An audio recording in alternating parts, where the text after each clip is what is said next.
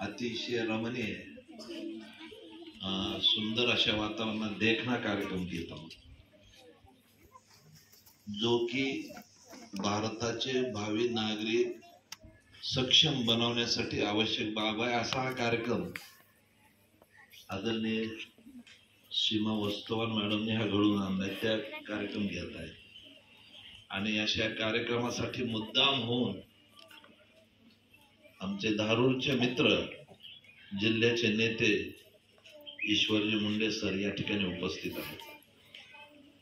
स्टेजवर आमचे स्नेही माटे सर, पवाळजी, या शाळेचे मुख्याध्यापक, सरपंच, कुर्ल्याचे मुख्याध्यापक, केंद्र प्रमुख, सर्व शिक्षक बंधू आणि भगिनींनो, माझ्या समोर बसलेले विद्यार्थी मित्रांनो,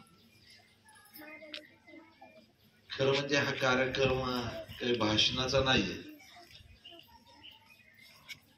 काय म्हणतात ना, बोलणाऱ्याचे ढीग आहेत, पण कृतीचं काय? कृती महत्वाची आहे आणि हा कृतीचा कार्यक्रम आहे, जो की गेली 14 वर्ष सातत्याने अखंडित सेवा देत आहेत वस्तुवान मॅडम। ही अत्यंत अभिनंदनाची आणि गौरवाची बाब आहे। म्हणून मी म्हणतो, त्यांच्या नावाने एकदा सर्वांनी जोरात टाळ्या वाजवा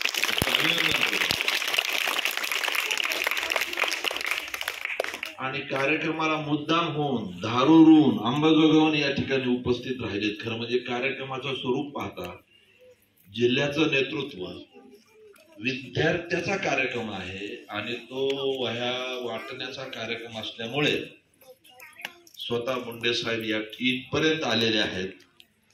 ही अत्यंत कौतुकास्पद गोष्ट आहे आणि त्यांचं भाषण आता तुम्हाला ऐकायला मिळणार आहे। निश्चितपणे तुम्ही प्रेरणा घेणार आहात आणि तुमच्यामध्ये आजपासून बदल होईल अशी माझी खात्री आहे। म्हणून एकदा मुंडे साहेबांच्या नावाने टाळ्या वाजवा। मी काही जास्त बोलणार नाही, परंतु जिल्हा परिषदेच्या शाळेकडनं माझ्या ज्या अपेक्षा आहेत त्या किमान आहेत, किमान अपेक्षा आहेत। आणि दुसरी माझी धारणा अशी आहे की जिल्हा परिषदेच्या शाळेचे शिक्षकच नव्हे तर तुम्ही सुद्धा वाळसाहेब सर्वजण आपण काम करत आहात।